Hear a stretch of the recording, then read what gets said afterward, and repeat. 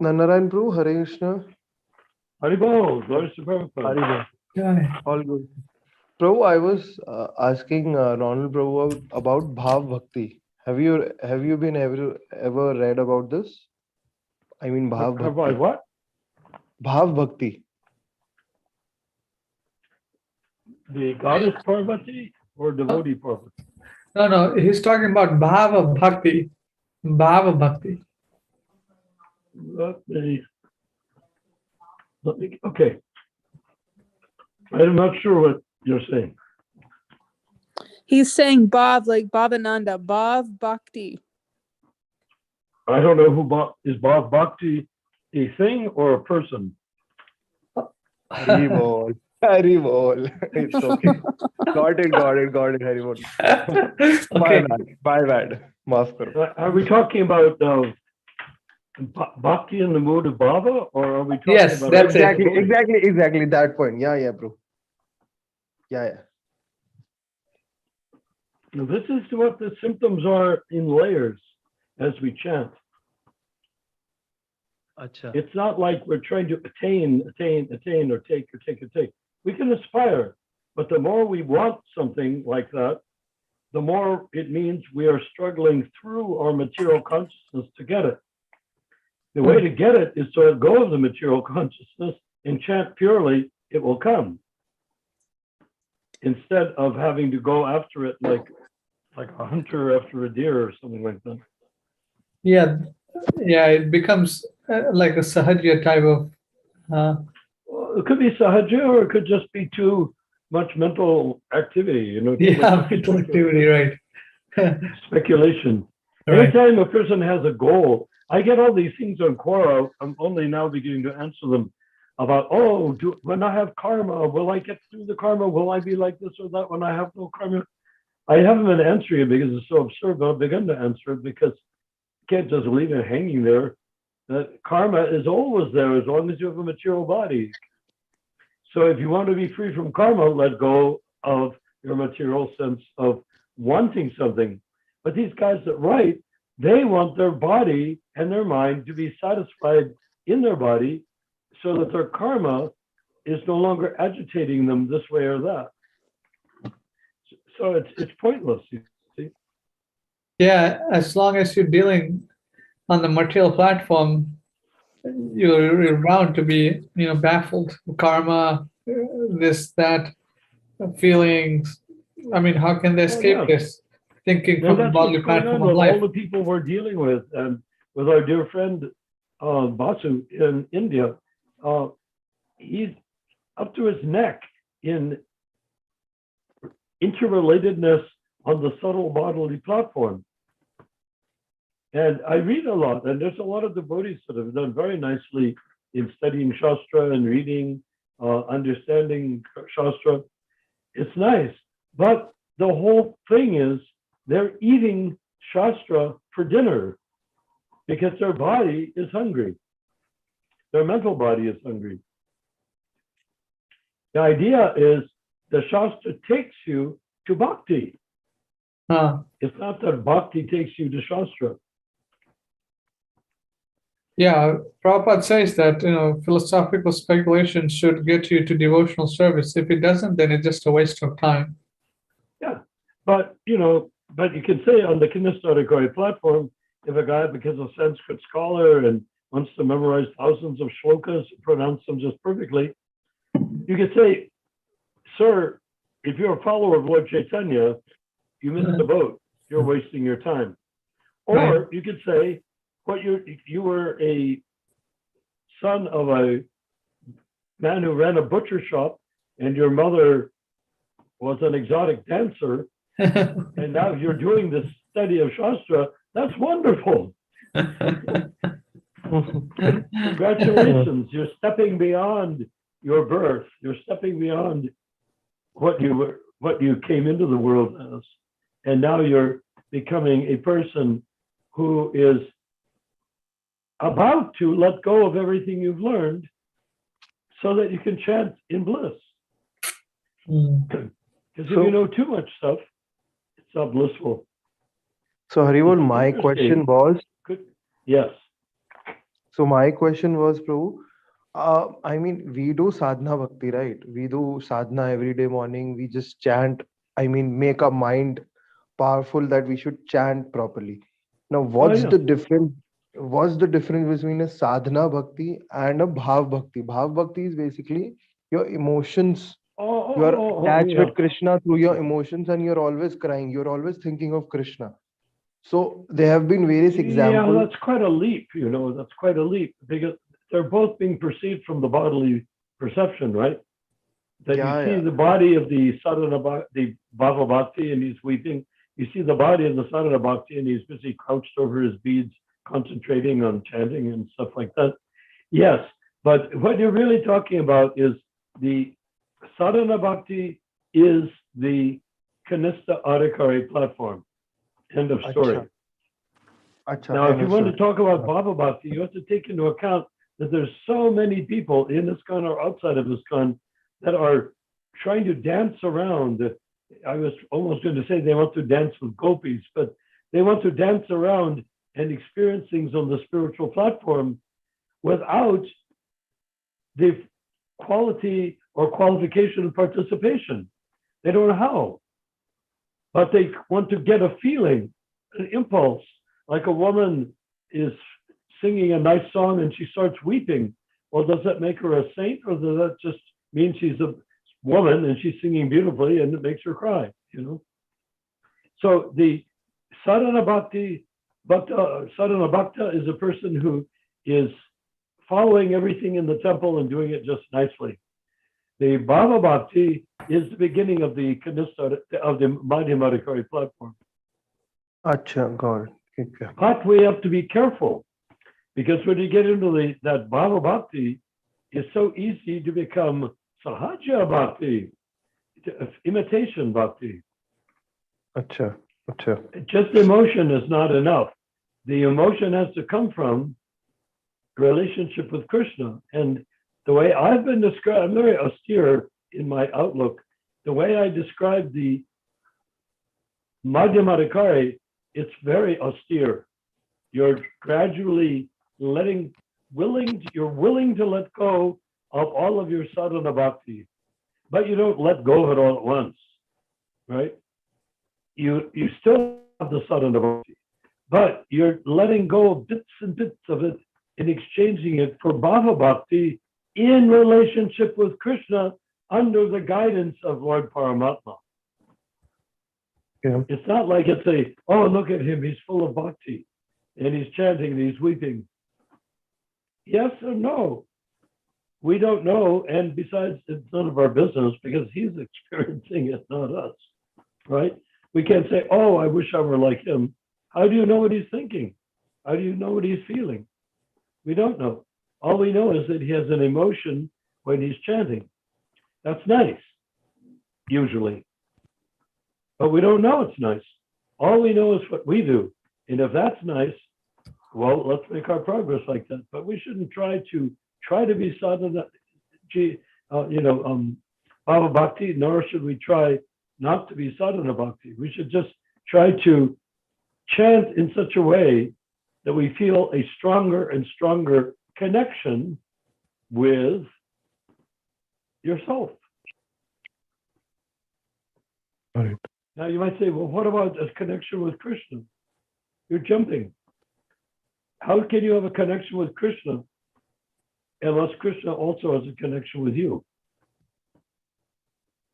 You see, that's where the yogi stuff and the Hindu stuff jumps in and makes it into a sentimental activity rather than actual transcendental progress along the path back to home, back to Godhead.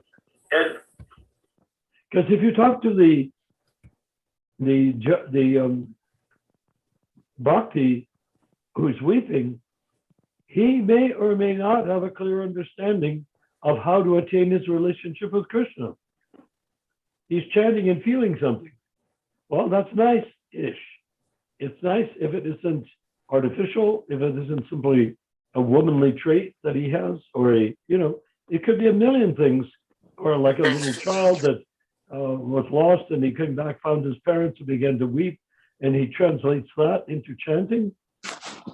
We don't know. We can only know about ourselves, but we can offer our respects to anyone who is experiencing transcendental ecstasy. We don't say no. But at the same time, we don't say, I want to be like that. We don't know what it's like when he's experiencing. Better to be an honest, ordinary man than an artificial, fancy man. I got your point. Prabhu. This is, yeah. Does that make sense? Yeah, it makes sense. Yeah. Bhava is Madhyamādhikari platform, Sure. Prema is about Bhava. Prema means you're in your relationship with Krishna, and nobody can change that or take it away from you, modify it, or do anything to it, because Krishna exists and you exist. And when you come to the point of Uttama Adhikari, Bhakti Prem, then that is a you don't need a human intervention. You certainly don't need a guru. You don't need anything. When you reach Bhakti Prem, you can become a guru because you're in that platform of saying, I'm with Krishna, but you're struggling. Would you like to come to Krishna? Oh, yeah, I think I would. Maybe Jesus, maybe Muhammad. No, would you like to come to Krishna? Oh, I guess so. Well, join the temple, chant Hare Krishna, follow the Vaikuntha principles, worship the deity, read from the books, chant your japa, and take prasadam, offer to the deity. Well, what's that going to do? That's going to even out your temperament so that you won't ask these strange questions, and you'll begin to actually experience bhakti by chanting. Does that make any sense? I hope it's not too pragmatic. It's making sense, but bro, it's not about joining the temple, being a guru, right? That's what ISKCON people do. Not being a guru. Not about being a guru. It's about being yourself, right? Being a disciple of Prabhupada in the temple. The way I see ISKCON temples, no gurus, no GBC. They are simply Prabhupada. You can see Prabhupada. There's usually a murti of Prabhupada. Yes. And there's deities. And there's pujaris who are worshiping the deity. They're supposed to be doing everything for Prabhupada. But if they're not, then you can. Why not? Yeah. You are qualified. Anyone who wants to surrender to Prabhupada is qualified to surrender to Prabhupada. Haribo. Jai. Unless he's faking it. But if he says, I want to surrender to Prabhupada, and he means it 0.1%, well, that's sincerity. So Prabhu, one last question on this. I mean, my point was, there have been various examples in India, specifically in India, in the old villages or old places like spiritual places, where people have practiced this bhav bhakti, and through their eyes or through their emotions, they have got to Krishna, right? Krishna has come through the deities and given them everything that, you're so into me. So through emotions, Krishna can be acquired easily. He's very much satisfied with it, right? When we are in love with someone, no? So our emotions are totally with him. Yes, but that you're assuming, because Prabhupada wrote something actually rather specific about that very thing you're just saying. You can offer respects to any sadhu. Any man who's wearing tilak and has a robe and is worshiping, and if he's crying, you can offer him respect. Why not? You can offer respect to an ant. So why not a sadhu?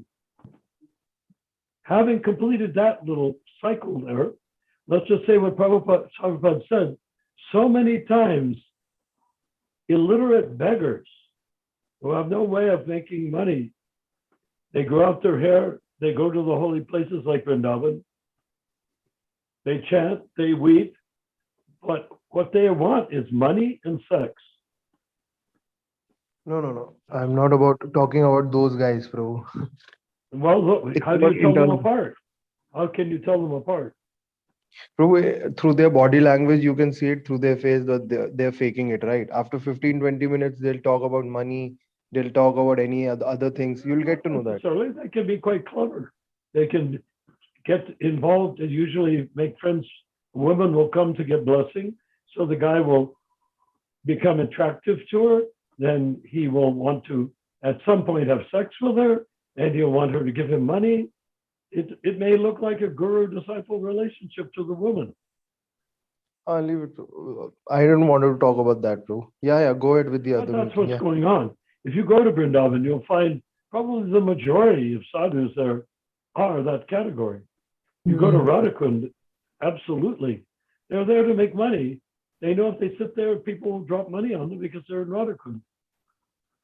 Yes, bro. This happens often. Yeah. I'm not trying to put them down. I'm not trying to say, and put it this way, a sahajya who doesn't do something horrible like seduce women to get money, a sahajya may be fooling himself, but he's not fooling Krishna because he's going to make progress. Even a sahajya will make, right, Ramachandra Prabhu? A sahajya, by going through the motions, will gradually become counted as a devotee of Lord Krishna. You can't fool Krishna, bro. He knows everything, no? He knows your emotions, whether it's right or wrong. Yeah. A real devotee? Yeah, of course, bro. Krishna knows everything, no? Well, they're hard to come by. I mean, even in Vrindavan, all the people that worship at the major temples, they are very much into being in their bodies. They are worshiping because they want to die and go to Krishna Loka or Brahman or somewhere, you know. I'm not trying to sound cynical or negative at all. Please don't confuse that I'm doing that. All I'm saying is the first person to look to when you go to a holy place is yourself. And when you've found yourself, go to see the samadhis of the great acharyas like Vishwanath Chakravarti and all of them, all they are there, they're samadhis. Rupa Goswami's samadhi is there. If you go there, then you be the one to fall down. You be the one to weep. You be the one to chant in ecstasy, trying to hear Rupa Goswami chanting, which he is doing. You go to see, Radha Damodar temple, right outside Radha is Rupa Goswami's samadhi and Bhajan Kutir. And if you go there and surrender and do so with great surrender, you will begin to hear the six Goswamis. You'll begin to hear Rupa Goswami. His japa beads are there. Yes. You can hear him chanting japa if you surrender. So don't worry about how many people are there weeping in front of it. You go and you be the one weeping in front of it, and let yourself become receptive to the greatness of Rupa Goswami. Yes, bro. So, who is none other than a gopi, a Shakti in the spiritual sky. you can't manifest those emotions, bro. Those comes automatically when you're doing pure chanting. You're doing quality chanting, it comes automatically. So Bit by bit, yes. But we have to remember, let's not try to trick ourselves. Oh, I'm doing everything, therefore this must be a result. How do I know it's not a mental construction made out of the fact that I'm chanting, you see? So the whole thing is while you're chanting, you have to also let go. What is letting go called in spiritual life? Surrender. exactly, yeah. So as you chant, let go. Don't grasp, let go. If you grasp, oh, now I have this, now I have that. You've got feathers, not substance. Let go while you chant. Then you'll reach a point where you can begin to understand why Rupa Goswami came, why Bhaktisiddhanta Saraswati Thakur came, why Gaur Kishore Das Babaji came. you'll become involved, entranced in their eternal presence in Vrindavan, which is not different in most ways with Krishna Loka. Haribo. Got it, bro. Go ahead with the meeting, bro. So I'm only recommending, yes, that's nice, but I would not be caught up in those concepts. Prabhupada did not encourage us like that either. Acha. You want just be honest. Chant Hare Krishna honestly. And if you have a sinful thought, deal with it by chanting honestly. It will dissolve. Haribo. Yeah. You know what I Got mean? it. You got it. If you think, let me wiggle my hand and take a nap. No, that's not the same thing as japa. You have to not cheat yourself or try to cheat Krishna. Krishna cannot be cheated. He's in your heart as Paramatma. Of course, yeah. He sees everything we're doing. How embarrassing that can be. He sees everything from morning to night, everything bad, good, spiritual, everything is being seen him by him. So you can't cheat him at all. Exactly. Yeah. When we realize that, then we realize that our best friend, no, I take that back. Our only friend is Paramatma. Our Haribo. only friend. And we don't treat him like a friend. Do you know how we treat Lord Paramatma? Sorry, Haribo, come again. Yeah, bro. How do we tend to treat Lord Paramatma in various species? As a devotee, Like we tend to treat him a bit better. What? Like an order supplier. Yes. We try to treat Paramatma as sort of an unpaid servant to go and fetch things for us. So, bro, Why? that's business. Right? Because So if I that's have a business. desire, I think it deserves to be satisfied. And if I say I want that, do I know that I'm speaking with Krishna or Paramatma? Or do I think I'm speaking to my own realm of possibility, my own bank deposit of karma that I can then draw upon it and buy a coconut and drink it in the marketplace? So, bro, the simplest thing which I can say here is like depend on Krishna. Whenever you're praying to Krishna, tell Krishna whatever is good for me, you do it. We should not ask for anything. That's the point. Yeah. When you are matured enough that you know that Krishna will do best for you, right? Krishna Rather is than asking for already things. doing.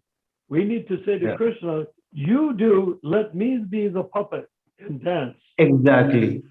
And you be the puppeteer. I will watch my so-called body do things under So Krishna your is control. the and director of guidance. your life. Yeah. The pure devotee doesn't ask advice from Paramatma. He never Exactly. asks Paramatma for advice. He surrenders to Paramatma and Paramatma acts through him. So if you're And the asking more for you things, do, and you Yeah. can do that. You can do that right now. Not completely, but as much as you can. Right? Begin to act through, begin to let Paramatma guide you in all the things that you normally beat him up and force him to do for you. Oh, where's my toothbrush? Damn it, where's my toothpaste? I have my toothbrush, no toothpaste. I have toothpaste, no toothbrush. What am I going to do? Who are you screaming at? You're screaming at Krishna, at Paramatma. What business do I have to say, give me this, give me that? So Prabhupada said this, those people are doing business, right? That's the worst thing you can do ever. That's like doing a business with Krishna. Right? What can you do? I missed that. What you Anyone said. can. Huh? Mataji, can you just elaborate, Haribol? Yeah. So if you, he says that kind of mentality is just doing business, like wanting something. well, yes. And guess who is doing business? Human beings, of course. What about maggots? Give me dead flesh to eat. They're doing business. I have a maggot body. Now I want to eat a corpse. And guess who supplies the bite of dead flesh? Is Paramatma. We've had a long relationship with Paramatma from germ level up through insect level, up through maggot level, up through mouse level, rat level, dog level, cat level, cow level, human level. And all the time, whatever we demand, Paramatma tries to give it to us if it is within the realm of our what we can have. Of our karmas, of our previous karmas, Prabhu. So I'm sorry? we get according to our previous and present karma, right? What, previous incarnation, did you say? Previous karmas, Prabhu. Karma. Karma Mataji, we can you get explain? by our, remember, there's three types of karma. Karma, which means good action, fire sacrifice, giving cows to Brahmins, getting higher and higher birth, better and better children, find nicer and nicer wife or husband. Everything goes up to a higher platform. And you go from, if it were possible, it's not possible, but if you could go from planet Earth up to the moon planet, up to Sun, up to Saturn, you can move upward to become a demigod through good karma. That's karma. When people call karma, they mean troublesome things. Then what is the troublesome? Vikarma. Bad karma, or vikarma means anti-karma. Karma means good reward of good activity. Vikarma means doing sinful activities against your good karma. No, bro. So, Prabhu, I got your point that the opportunities which we get in this present life are all predestined, right? Now, how you act in those. Hello. Rupa, can you help? Sorry, I didn't catch it. So I was saying that the opportunities which we get in this present life are all our previous karmas, right, Mataji? So Okay, I he am like, says that the karma that we have today is all from a previous existence. Not entirely. We can get karma and vikarma from our present lifetime. so let the previous karma burn, right, Prabhu? First, those will burn Previous and life is there, yeah. But I mean, if you were a demigod, Prabhupada said the demigods are lining up to join this Krishna consciousness movement. Acha. So what does that mean? It means persons with very good karma are coming here to languish in the very unpleasant Kali Yuga material world simply to get the opportunity to get what they cannot get as demigods, the chance to chant the Hare Krishna mantra. Seriously, bro? Prabhupada said, Haribol? Lord Chaitanya came to Kali Yuga planet Earth. He didn't come to Indra Loka. So, bro, you're trying to say this that demigods are like mad for Kali Yuga because they can chant the Harinam and attend. Yeah, So they say we can't exactly. get the Hare Krishna mantra in Indra Loka, so we'll come to Earth and take birth as a carpenter or a plumber or a butcher or a baker, and we'll find devotees and we'll set beads and we'll begin to chant, and we will accomplish that which we could not accomplish in Indra Loka. Acha, great. Haribol. Jai. That's why it's so miraculous. The holy name of Krishna is Radha Krishna. How are you going to get Radha Krishna in Indra Loka? You can get Indra in Indra Loka, but how do you get Radha Krishna? Another point is a butcher taking up Krishna consciousness and the so-called Hindu who has a pious, who's been very pious, who's more fortunate.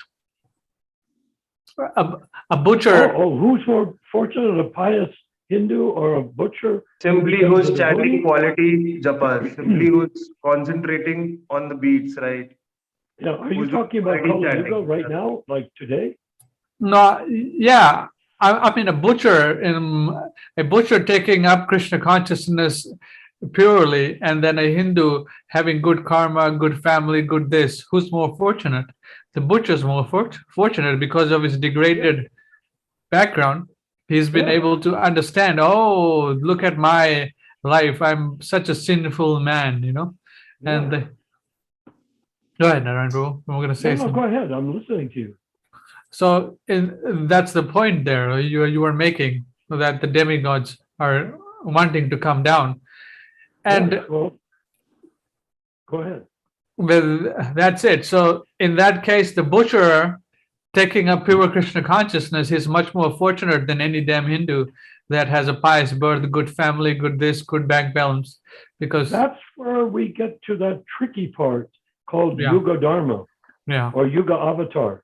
yes, I am saying, and I've never seen it written anywhere, but that Krishna consciousness movement eliminate. Well, it is written all over the place, but we don't recognize it for what it is.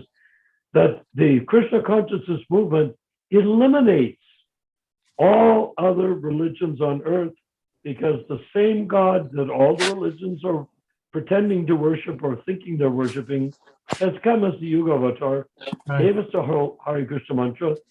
That's it. Give up your Judaism, give up your Christianity, give up your Hinduism. That's sort of what you were saying, I think. yes, yes, But yes, you're quite right, because supposing a man is a Vaishya taking care of cows in Indraloka, mm, and he comes down and becomes a butcher on planet Earth and becomes a devotee, which is better? right. Becoming a devotee, Yeah. pure devotee.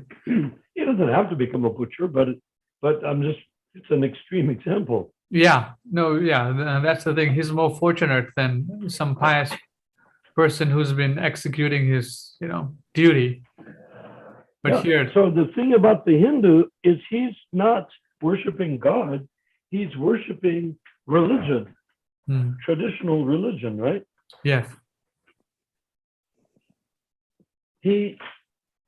And I think when the Hindus I speak with, whenever I speak with Hindus, which I love to do, there, my phone had fallen down. Okay, I love speaking with Hindus, but I get the feeling that they believe that there is an overwhelming God presence, and that Ram, Vishnu, Krishna, Lakshmi, Durga, Kali are all doorways to that God presence, but they don't have the hierarchy. They don't recognize. If they did recognize the hierarchy, they wouldn't be Hindus, right? I mean, if they realize that Krishna is the supreme personality of Godhead, the cause of all causes, then right. how would they want to worship Shiva or what to speak of Durga? right, they would just They totally, wouldn't. I mean, yeah, I love Durga, I love Kali, but I'm not going to worship them. mm, You know, Because what would Krishna is the why supreme would I personality of worship? God. Would I worship Kali to get Krishna? No, not at all. No. So then why do people worship Kali? We Prabhu, they saw that want money, horrific they want situation in powers, Bangladesh. right? If you want mystic powers, you can go there, Prabhu. That's the point. Just come to the point. Yeah. They want mystic powers. They don't want bhakti. They don't want to be close to Krishna, right? Yeah. They But in think this like, day and age, the joke I have, when I lived in India, I was looking at all these people spending lots of money on pujas to demigods, right? Very rich people spending lots of money for pujas. So Maybe if there's a wedding involved or something like that. specifically in India, they do it just for money and power. Yeah. And so I say, okay, you just spent a lakh of rupees, and what did you get? Oh, I got Money. 500 rupees. So they got Oh. money, Prabhu. Haribo. No, I'm just joking. I'm joking. They get Saying 3 you times spent money. so much money Money. to please the deity. You spent the money, but you didn't get as much as you spent out of what you spent on the deity. I mean, if you could worship Durga and then put a lakh of rupees into worshiping Durga, and then somebody comes up with a wheelbarrow loaded with money and brings it back.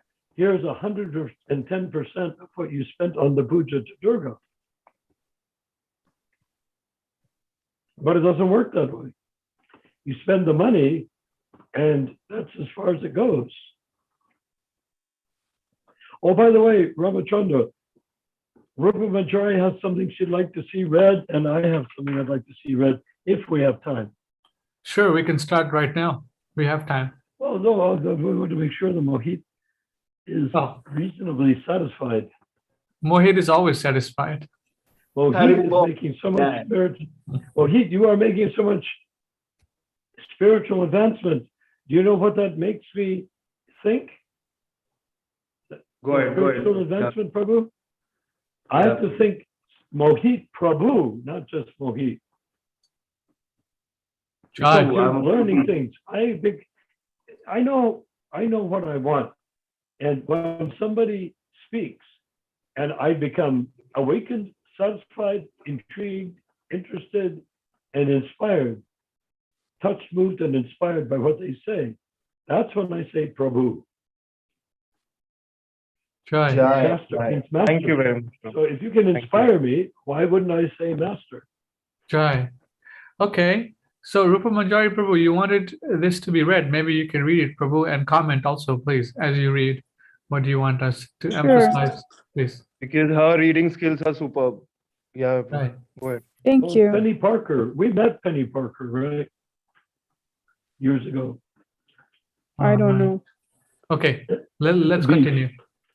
A response to concocted kirtan style and dancing by Nanda Kumar Prabhu. I know what Srila Prabhupada would say, Brother Lloyd.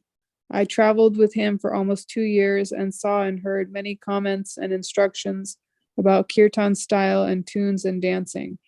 On numerous occasions, he would call me to his Vyasasan during kirtans when someone was singing or dancing in a concocted way and tell me to go to them and stop the kirtan.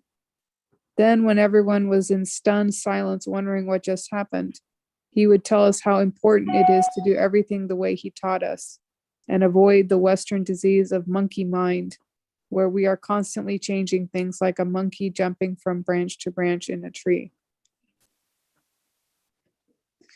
I think that's pretty self-explanatory. Try. Okay. I just watched a video of Srila Prabhupada dancing at the Ratha Yatra festival in total ecstasy. He had his lotus arms raised over his head and was gently jumping up and down. It was so beautiful. He always corrected devotees when they made up anything to do with dancing, chanting, cooking, and deity worship, and told us how important it was to keep everything as it is. He would tell people when they complimented him for the great work he had done, all the credit goes to my Guru Maharaj, His Divine Grace Srila Bhaktisiddhanta Saraswati Thakur, to our disciplic succession, and to Krishna himself. I am only the messenger, and the only reason I have had success is because I have not changed anything. I have given everything to you exactly as it was given to me by them. These dancing sisters are beautiful for sure, and the dancing is very attractive, but therein lies the problem. We are not going on Sankirtan to attract people to material beauty or the female form, even when it is sprinkled with some Krishna consciousness. We must do Sankirtan as Srila Prabhupada and Lord Chaitanya taught us for the real purity to be there. I know without a doubt that Srila Prabhupada would lovingly correct this type of dancing and bring us back to the pure place where the real potency is. All glories to His Divine Grace, Srila Prabhupada. So Wow. Go ahead. I appreciated this because so many people contradict us when we state that we should chant the way Srila Prabhupada chanted. And this clearly states that Prabhupada wanted us to chant the way he chants. As he said to Naranarayan also, your melodies are very fine, but you should chant the way I chant. He said that to me? Oh, yeah. You meant that was when Vishnu John and I you guys were making like 10 melodies that we wanted to use on Sankirtan. We were trying to imitate the London devotees. Tamal wanted to create an album in Los Angeles to compete with the London devotees. But in the end, he didn't do it, so he just went to London and took over and ruined the whole thing by himself. Militarized that very beautiful, graceful relationship they had. Anyhow, yeah, no, that's, I didn't, well, anyhow, I suppose you could say, but Professor John and I wanted to create these melodies to sing for a record, maybe, but to use them on Sankirtan. And then Prabhupada said, no, they're very nice melodies. He smiled, he was happy, and said, should we use them? He said, no, use the ones which I've given you. Right. Yeah, that's the beauty of this time in this situation right now. We have everything available that Prabhupada has given. His books, original books are there, his writings, his conversations, his letters, everything is preserved. So for the next 10,000 years, anyone who's serious can immediately take up to Krishna consciousness and, come up to speed, very fast. Exactly. Hear Prabhupada's kirtans, hear Prabhupada's lectures, what he wanted ISKCON to be, how he wanted ISKCON to be managed. Everything's there. His videos are there. His chanting is there. It's actually very easy, very simple. The problem is everyone sees it as very difficult, but the difficulty is they accept what they were taught in the temples. Therefore, changing to something else, even if we say, this is Prabhupada, that's the real thing, what you've heard is not the real thing, it's difficult. It's like going to a chiropractor and having your bones crunched. You feel no pain, and you're relieved from pain after you crunch the bones by the chiropractor. But when you go, you don't want that to happen. You don't want to go through an ordeal like changing melodies back to Prabhupada. Go ahead, Ramachandra. Yeah, I mean, here, at least in Sacramento, we have very wonderful people who sing, but they sing all kinds of tunes, and many of them, no one can follow. If they stick to one program, one style, one guru, original books, then everything becomes auspicious. When different people are singing different tunes, different melodies, different way of playing mardangas, competition, different gurus singing differently, so the whole thing is a mess. It creates a big, concoction, right? Is it not offending Prabhupada? Led by a Chutananda Swami. That guy in India says, oh, Prabhupada said Chutananda is a great kirtan leader. Well, he may have said that, but Chutananda did exactly the opposite of what Prabhupada wanted. But what could be done? Right. What could be done, right? It's like offending Prabhupada and then coming into your phase of being into power, right? Getting your fame as a Kirtaniya, right? This is what you want to say, Prabhu? No, I don't quite. He said getting your fame as a Kirtaniya is exactly what Prabhupada did not want. No, he did not want it. I mean, Lord Chaitanya, Kirtaniya or Kirtanista, Lord Chaitanya chanted the best of anyone. Lord Nityananda, the Panchatattva chanted beyond imagination. So we should chant like them through Prabhupada, not through some guy that's got a style like a rap singer or a rock singer or a breakdancer or something of that sort. Exactly. To create something now and here and style and whatnot. So Prabhu, Sorry. Go ahead, Ronald, bro. I'll ask after that. Yeah. I was listening to a pastime of this is in the Srimad Bhagavatam. There was this King Revata. Revata was the father of Revati, who married Lord Balaram. So there's an incident where, when her daughter was eligible to get married, King Revata went all the way to Brahma Loka to find a suitable husband for her daughter. So when he arrived on Lord Brahma's planet, Lord Brahma was watching some Gandharva's performances. So when they watched for a few minutes, and when the performance was over, he paid obeisances to Lord Brahma, and then he said, my daughter is, at a marriageable age. I'm looking for a suitable husband. I have these people in mind. Would you recommend? Then Lord Brahma said, oh, it's a different time where on earth right now, millions and millions of years have passed. All the people that you knew have gone, And then Lord Brahma said, but I certainly know who can marry your daughter. There is the Supreme Personality of Godhead, Balaram. Krishna and Balaram are there. So they went down, and then Revati, Lord Balaram's wife was Revati, and when they went down to, when Krishna and Balaram were having pastimes, Revati was much bigger than Lord Balaram size-wise, because different yuga, Really? right? Yeah. So Lord Balaram used his plow and shrunk her down. So I all didn't this, know that. yeah. So all these people who are trying to be famous and this and that, they'll be finished. The time will wipe them out. Just like all these, gurus and this and that. It'll be finished. So we should not get so much concerned about who's going to be famous. I'll be famous. This, that. Well, we're not concerned, except that we don't want to be promoting that behavior either. Yeah. If we can say, you can do exactly what you want, the way you want to do it, and reap the reward or punishment for doing it that way. But we want Prabhupada. That's it. As he is. We want GVC elected. We want the Mahamantra the way Prabhupada chanted it. We want the Mridanga beat the way he played it. We want the kartals also. We want everything the way he danced.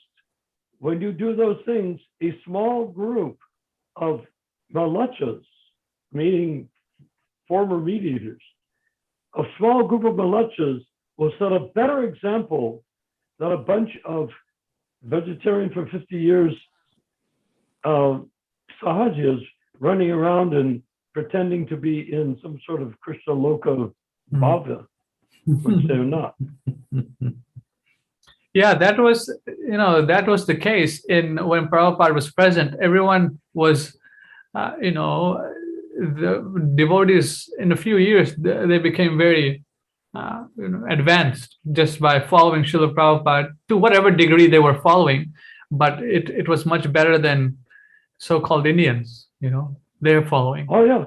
And the devotees that chanted and took up Krishna consciousness before 1970, they are actually the source of any benefit to Kirtan after that time. What do you mean? Well, they learned, I'm pointing out your point, that they learned nicely at the beginning. Okay, yes.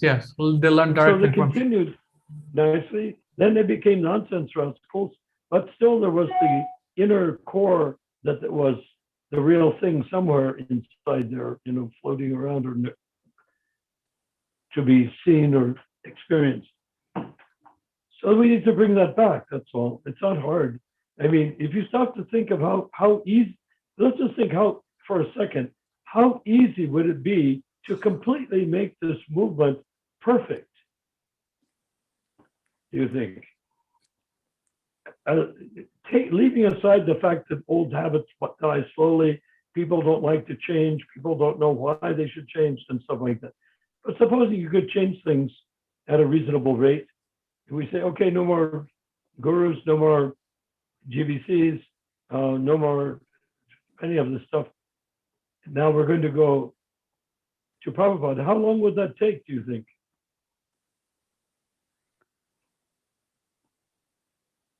If people wanted to do it. It'd be instantaneous. Well, I mean, it would take a little time. They'd have to deprogram themselves and reprogram themselves to Prabhupada. But yes, basically instantaneous. Why? Because the decision would be instantaneous. They would have to want to. Yeah. The minute you want to do something, then you'll do it. But nobody wants to do it. Well, because they're habituated to doing something else, and they've been given to believe that that's somehow the next thing, or it's a better thing, or It's the thing they need to do to get ahead. They've got a whole stack of material reasonings as how not to do it Prabhupada's way. But the simplicity of, actually I was leading towards this point, the simplicity of doing everything the way Prabhupada did.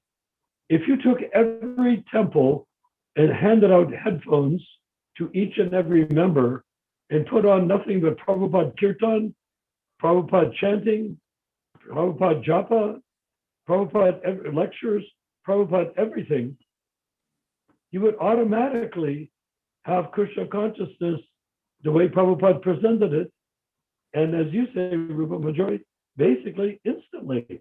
Instantly means if people hear and then repeat from the headphone, what's the difference between hearing and repeating from the headphone or hearing and repeating from Prabhupada being personally there? Are we going to say that Prabhupada's recorded voice is not as potent as his not recorded voice? Everything is potent with so much more Prabhupada. pleasurable to hear him in person. But Whatever having is done original so, with Prabhupada, bro. It's the devotees rebelled against Prabhupada.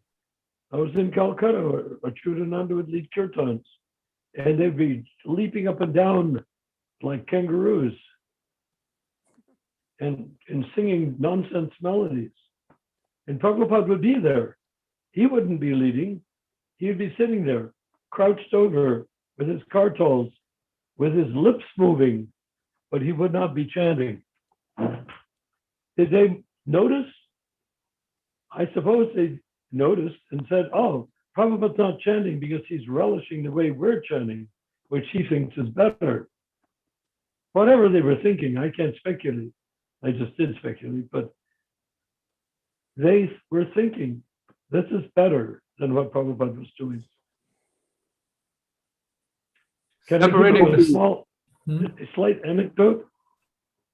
Sure. Prabhu, to be frank and clear on this, Prabhu, I mean, if you hear Prabhupada, if you hear other kirtans, you can get to know what is the main essence, right?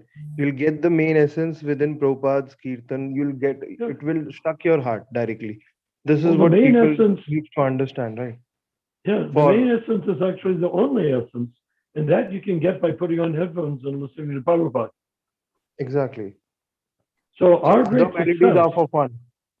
Other League of melodies are 10K for will fun be and party. 100% success will be everybody replicating Prabhupada as though he were in the room from recordings. It doesn't take somebody who heard and then understood and then realized something and then he's going to teach or I'm going to teach. That's not the point. I can chant my own way, which is modeled after Prabhupada.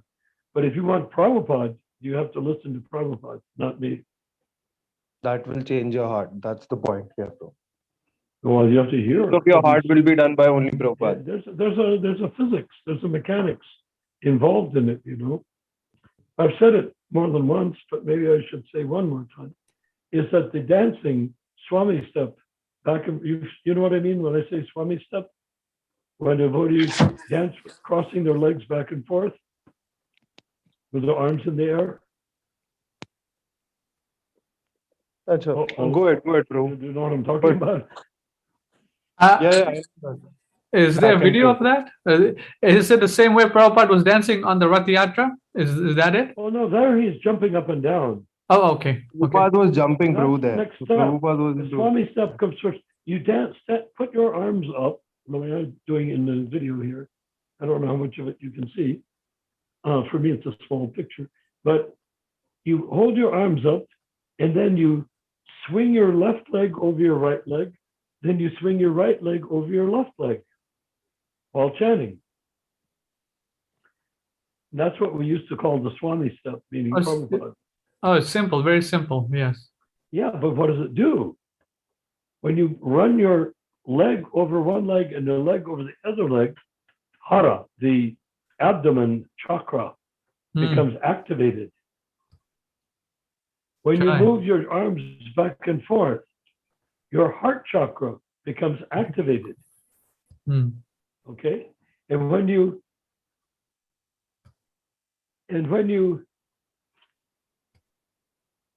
play kartals, Oh yeah, when you play the mridanga, that goes right through your heart and your intestines with the strength that liberates the inner body away from sinful digestion, false expectations. Everything that goes through our digestion is based on our desires. And we desire to eat, we desire this, and then we end up having desires that come out of the food we eat. That all gets shaken loose by the mridanga beat. Mm. Dun, dun, dun, dun, dun, dun, dun, ding, ding, ding, ding, dun.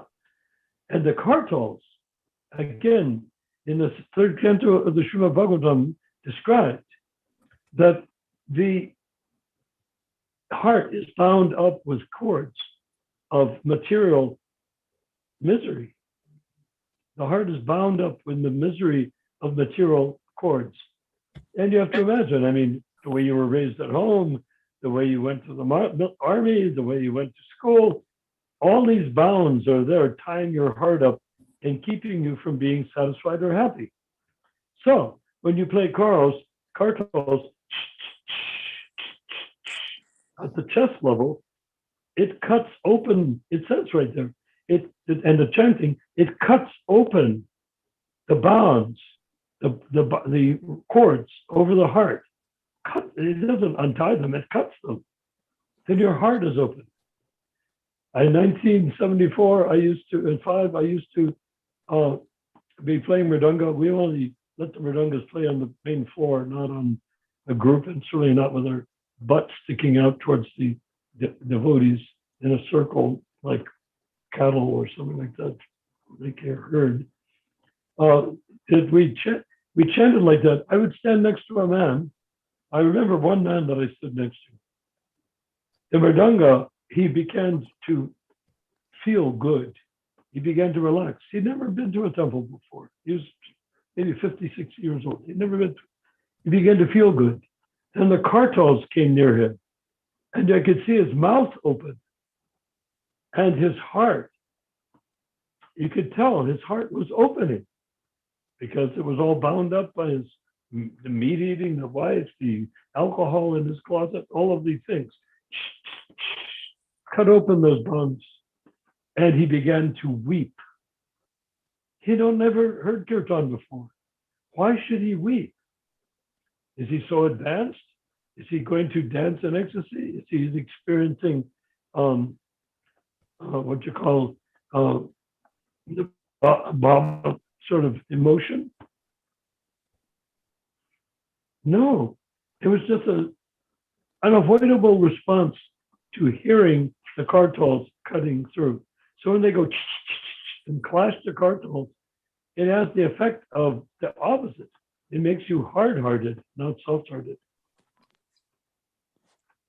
So I stood next to that man and I watched him. I was dumbfounded because he actually, for a moment, became like a pure devotee, free, happy, suspended in the holy name. And we traded that for what we have now. Why? Profit, adoration, and distinction. No other reason, right? Mm. So that's why I'm saying we have to go back to the recordings and listen to them. And if we can perfect that in our lifetime, for ISKCON in our lifetime, that standard, the movement will spread like wildfire, particularly now. What an answer to COVID-19. Okay, so what else we wanted to read on the screen? We read what Manjari Prabhu wanted to have. Well, she has. Anything else? Remember that thing we read and it didn't have it was the questions without the answers? Okay. Do you want to read the one with the answers? Okay, let me load that up 1 second here. Do you have it? Yeah. You know which one it is? Yeah, the one with Basu Prabhu. Yeah. Okay, let me read that. It's the same one, but what's the title? Mark's. Who is Mark? There's someone entering named Mark's iPhone. Is it Mahaprabhu? Let's see who this person Mark Yakon is Mahaprabhu. Go with Mark Prabhu only, Prabhu. Oh, okay. Prabhu. How can you forget him? Hari Bo. He changed his name. Jai. Okay, Mahaprabhu's Open your mind, open your heart, open your lungs, shut your eyes, open your mouth, and chant as though your life depends upon it. Right. Do you know why? Because it does. Yeah, because it actually does. Okay. Hare Krishna. All So what is right. the title? I want to make sure we have. It's called The Commentary Regarding Future Births. This is it. Yeah, the other one was Future Births Commentary. So yes, go. Why not go ahead with it? All right. Okay. You handle the whole thing, okay? Okay, I will. All right, here it is. And Rupa and Mohit. I mean, I'm not saying Sure, only yes, Rupa. everyone. All right, so you asked the question Everyone but to me. you asked the question to Vasu Ghosh Prabhu, and let's see here. You asked the question, wouldn't you rather think of yourself as being eternally initiated by Srila Prabhupada? And he says, Bhagavad Gita, rather. No, Basu Ghosh. Okay. BG, okay. Yes, Vasu Ghosh rather isn't up for consideration. Srila Prabhupada taught that the spiritual master is eternal.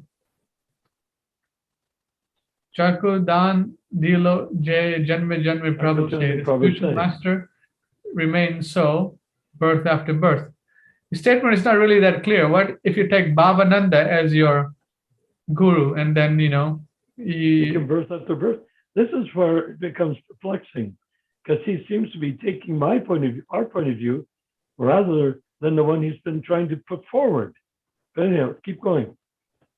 So that raises the question, if all the people that got disheartened by the initiators in ISKCON that went away, what happens to them, if they're the spiritual master, but the spiritual master has went away, this becomes, it opens a can of worms for everyone. Yeah, at least. And this actually goes against everything he was saying in previous emails.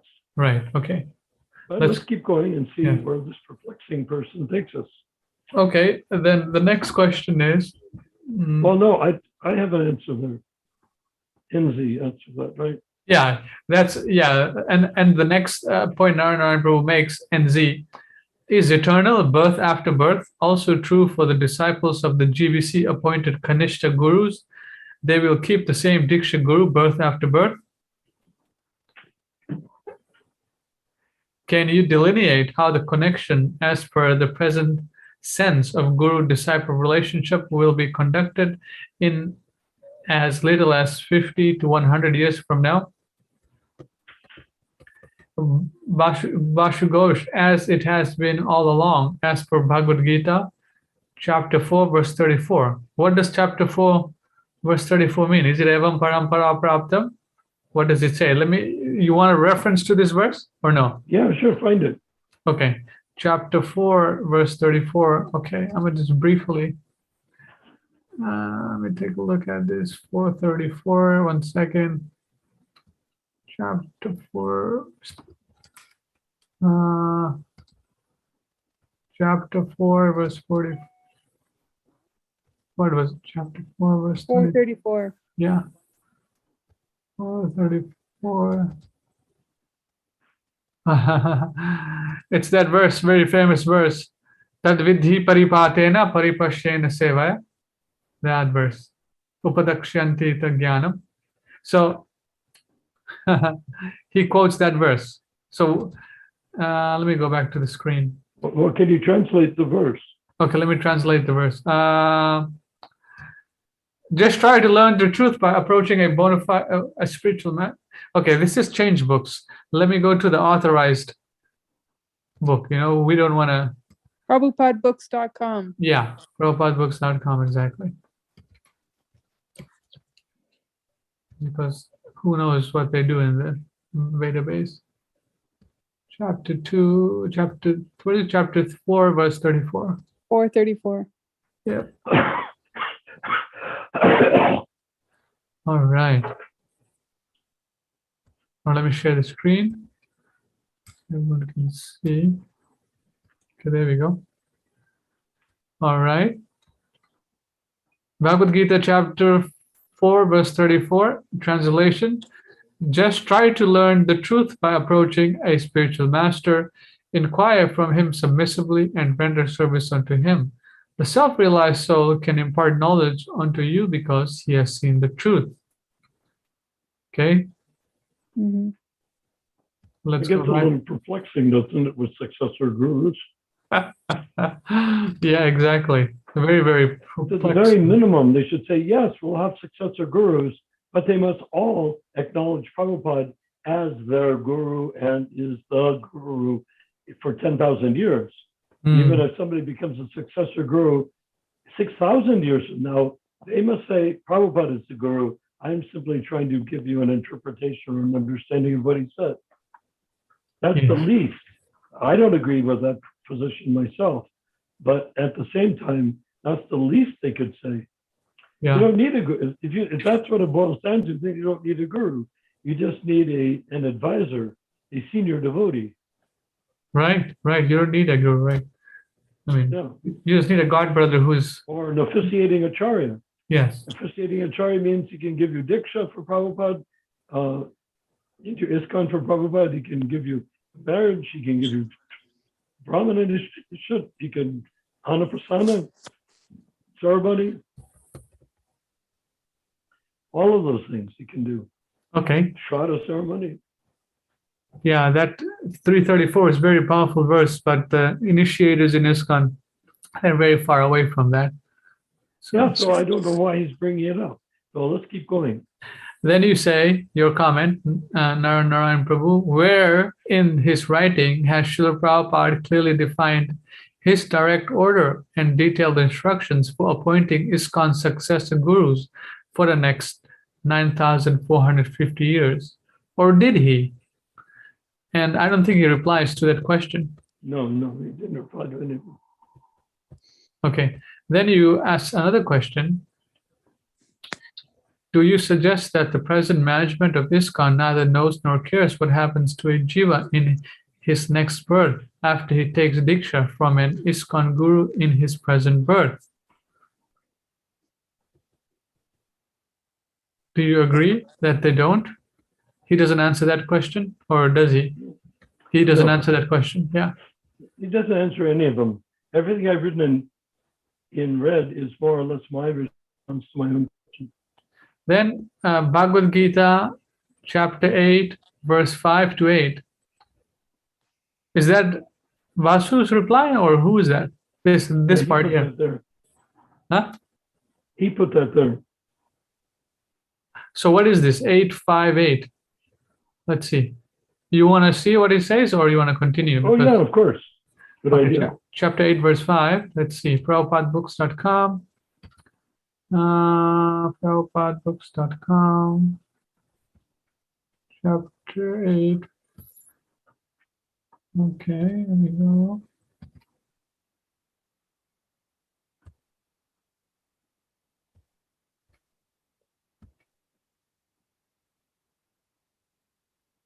Okay, chapter 8, verse 5, translation.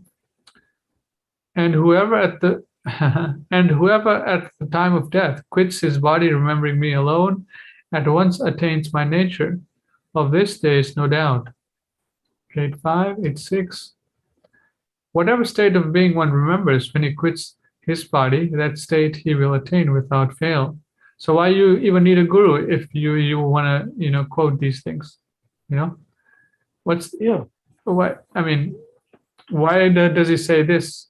Therefore, Arjuna, you should always think of me in the form of Krishna, and at the same time carrying out your prescribed duty of fighting with your activities dedicated to me and your mind and intelligence fixed on me, you will attain me without a doubt. I mean, this is a good verse. You can translate all this to following Srila Prabhupada, and then Prabhupada, the transparent and via medium, Acharya, your Diksha and Shiksha Guru, and then carry out your Krishna consciousness. Why do you need a so-called middleman? There's a Kanista guy to come up the works. Yeah, come up the works. My view on the coming up to works is their goal is to make ISKCON a religious structure like a church, and the guru is the priest to run the church, and you go and surrender to the priest so that you will feel that you belong. But it has nothing to do with any of the Shastra. It's pretty simple. Prabhupada wrote the books. He's the guru, Shiksha and Diksha. He said, you execute this chanting Hare Krishna in every town and village, as well as try to bring people to Krishna consciousness. Do your duty, whatever your duty is. And then fix your mind and intelligence on Krishna. You will attain me without a doubt. So there's no, there's no need for you. At the time that the Catholic Church got started, they created all of these churches. They had bishops and Right. had, cardinals and all that. But they also had a group called Gnostics, Gnostic. In Greek, that means knowers. They were into a bhakti interpretation of Christianity. Now, a lot of the priests that were in the Catholic Church also practiced Gnosticism. The Gnostics would practice somewhere else. But they had female priests, they had male priests, female priests. They were all into just ecstasy and glorifying God and stuff like that. And the others were much more into constraining people and, of course, killing people and stuff like that. They ended up killing all the Gnostics because they didn't want anything that attractive outside of their fold. So essentially, the Krishna consciousness as it is like the Gnostics. Love of God. And the other is the religion. Make it strict, make it strong, make it powerful, make it politically viable. But it's not going to work in this case, because that was then in the early days of Christianity. This is now in the ripened cauldron of the golden age of Kali, where we cannot afford that sort of luxury of having non-Gnostic approach to bhakti. Sure. Another, just a side point. If Prabhupada was the guru and everyone followed Srila Prabhupada, even the female disciples of Srila Prabhupada could have acted like officiating acharyas, right? They could. If you want officiating acharyas. Yeah, if you want officiating acharyas, yeah. So if someone have them, the women in the Gnostic women were female priests, but they weren't acharyas. They didn't. No, of course not. Prabhupada is the acharya. They're just officiating. Dancing in ecstasy, and so were the men. Yes. So just like I'm just giving an example here, where Srila Prabhupada told Vaikuntanath, because the wife is initiated a second initiated Brahmin, you can get, what is it, the mantra from her or something, or she can put on this thread or something like that, whatever it. She can't wear the thread. But no, she didn't wear the. I know. I don't remember but you're making a very valid point, I think. Yeah, I mean, if they want some kind of official ceremony, any female, if you want to use that word, female-bodied, pure, devotee, they can officiate your ceremony, right? If need be. I read something where Prabhupada said that the Brahmin wears a sacred thread, but the woman becomes a Brahmin before her husband's initiation, if she's a wife, and she doesn't wear a thread because women are simple and innocent, and if they're chaste, more advanced than their husband. Right. So there's an argument that knocked Vasa Ghosh off his seat. Yeah. The reason you want female Diksha gurus is they're more advanced. Well, of course, that's not true. That's a whole complication, but nonetheless, it was an interesting point, right? So keep going. Let's keep happening. Okay. Then you asked another question. Number 2, does the GBC consider that members in ISKCON is a one-time only event, and no one has any idea as to how many births a person will have to take before returning to Krishna Loka? And that is not a particularly important question. This is a big, long question. Does the GBC consider that members in ISKCON is a one-time only event, and no one has any idea as to how many births a person will have to take before returning to Krishna Loka, and that this is not a particularly important question? Well, essentially, to simplify the question, if a person becomes an ISKCON, a member of ISKCON, he takes initiation from an ISKCON guru, is the assumption that when he dies, he's going back to Godhead? Or is the assumption that he's probably going to take another birth? And even if you say you follow that instruction, Prabhupada says that if you think of me at the time of death, and well, you can do that, but does that mean everyone will, or some people will? There will be some people that die before they get very advanced at all. They will have to take another birth. When they take another birth at ISKCON, what will be their relationship to the guru they had in their previous life in ISKCON? Yeah, that's at least in my present situation right now, I would never want any of these appointed gurus. You know, if you have an appointed guru, you have to know what you're going to get out of it. Nothing. And you have to know what is he going to get out of it. Yeah. They're treating it. See what I mean by religion? Yeah. They're not even thinking on spiritual lines. They're just thinking about organization of people in their material bodies who are reasonably pure because they follow the regulated principles. And how long will it take before the Hindus who join ISKCON, how many births will they take before they actually surrender to the idea that Krishna is God and not just a whole pantheon Not just a of business. gods? What? Not just a business. Exactly. So, okay. So you're running the show, so please run the show. Rupa, do you want to comment? You can go ahead, please. You were going to say something. Oh, I said it, just that I think the point that Narayana was making is the essence, which is that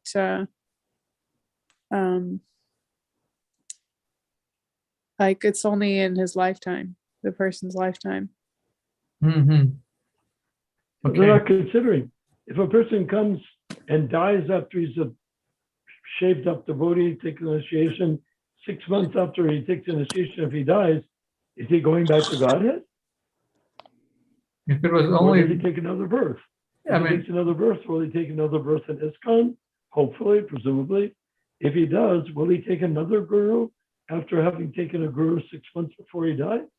I mean, there's too many questions that are not answered or even thought of or presented or considered by those people that are selling the baptism notion of Krishna consciousness. then I mean, put it this way, I think that the initiation or diksha in Krishna consciousness is largely copied after the Catholic sense of baptisms. And you don't have to know any of this stuff.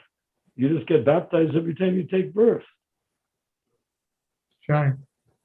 And the Yeah. Christians gave up reincarnation at the Council of Nicaea, Hmm. and they gave up the idea that cows or animals have souls or are souls in the 7th century AD, because it became too complicated to try to figure out how to treat animals if they have souls. Okay, let's continue, Prabhu. So, Yeah, okay, go right ahead. so you asked that question, the GBC and the ISKCON person taking birth again. And he says, BG, Vashughosha says, ask the GBC. I'm not a member of that August assembly. That's the easy way out. August assembly means esteemed. Mhm. Okay. Then you ask the question, Narayana Prabhu asked, do they not consider themselves to be an absolute lords without absolute authority over you? With Oh, okay. Let me read it again. Narayana Prabhu, do they not consider themselves to be absolute lords with absolute authority over you as well as all things ISKCON? He dodges that question, doesn't he? Well, because he said, I don't belong to that August assembly. He's treating them like outsiders. I'm saying not only they're not outsiders, they're your Lord and Master. I'm suggesting it. Go ahead. Prabhu, can you manage from here? Number 3. Sure. Yeah. Number 3, if we are unable to predict anything about the future after this birth, then why do we invite Kanishta Adhikaris to take initiation at all? Vasu Ghosh, that is the system. The system Prabhupada described in his purport to CC Madhya Lila 15.108, where the verse states, quote, that initiation is not required for liberation, end quote, or not end quote. The holy name alone is sufficient, end quote. Okay. Can we look that up? So is he saying that? Do you want to look that up? Yes. Before I look it up, Rupa Manjari read that question number 3. So what is Vasu Ghosh saying? That initiation to Kanishta Adhikaris, meaning people coming off the street and whatever, interested in taking a spiritual life, they are given initiation and the mantra by someone who's following the chanting of Hare Krishna, and the holy name alone is sufficient. So what is he saying? He's saying that the mantra has to be given by someone in ISKCON? Why not from Prabhupada? He's not even saying that. What is he saying? He's saying that you could join ISKCON, you take initiation, but you don't need initiation to be liberated by the mantra. Which then says, then why do you need to take initiation if there's no connection between initiation and being liberated by the mantra? Yeah, it doesn't make any sense here. I thought he was saying that you come to ISKCON and you get the mantra from some, initiator, and then, that is all that's required for you to be liberated. Holy name alone is sufficient. So if that is sufficient, why even go to the guru? Just take it from Srila Prabhupada. Take it from Prabhupada. Exactly. If the mantra is independently powerful, why do you need to get it from a guru? Oh, it's a tradition. Come on, give me a break. Show me the Shastra where it says. Anyway, do you want to find that quote? I'm curious. Yeah, Chaitanya Charitamrita Madhya 15.108. Okay, let's go to CC at prabhupadbooks.com. Madhya Lila.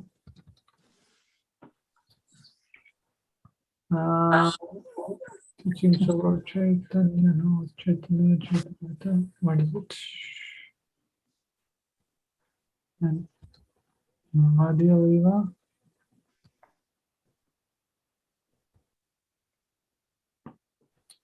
One second. Let me share the screen. 15.108.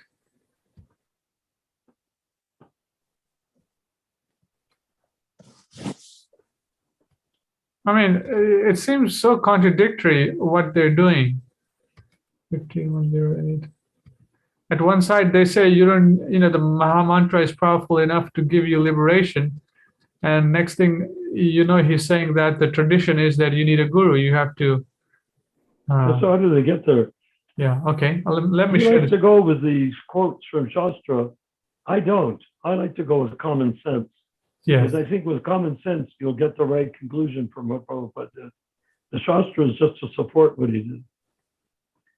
So go ahead. Okay, this is Chaitanya Charitamrita, 1975 edition, Madhya Lila, chapter 15, verse 108. One does not have to undergo initiation or execute the activities required before initiation. One simply has to vibrate the holy name with his lips. Thus, even a man in the lowest class, Chandala, can be delivered. Okay, let's read the purport by Srila Jiva Goswami. Okay, Srila Jiva Goswami explains Diksha in his Bhakti Sandarbha 283, verse 2. Diksha is the process by which one can awaken his transcendental knowledge and vanquish all reactions caused by sinful activity.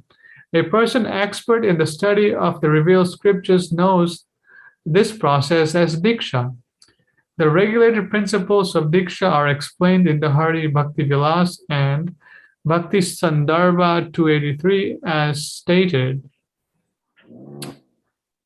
Even though born in a Brahmana family, one cannot engage in Vedic rituals without being initiated and having a sacred thread. Although born in a Brahmana family, one becomes a Brahmana after initiation and the sacred thread ceremony. Unless one is initiated as a Brahmana, he cannot worship the holy name properly. You see here what it's saying here? Unless one is initiated as a Brahmana, he cannot worship the holy name properly. So it's contradicting what Prabhupada is giving. It's basically saying that unless you're not a Brahmana and have not taken the sacred thread ceremony, you cannot worship the holy name properly. Yes, but Doesn't that sound like minimizing the potency of the holy name given by Lord well, Chaitanya? a person who is born in a Brahmin family, if he doesn't take the initiation, he's called Dvijabandhu, or relative of a twice-born person. No, I understand that I part, get but your point. yeah, Well, let's see where it goes. what from Prabhupada there. is saying in the translation of the verse, Madhya Lila 15:108, he's saying that the Hare Krishna mantra doesn't require any initiation. Anyone can chant it and they can get, what does it say, liberation? What does it say here? What does it say? One does not have to undergo initiation to execute the activities. What? Or execute.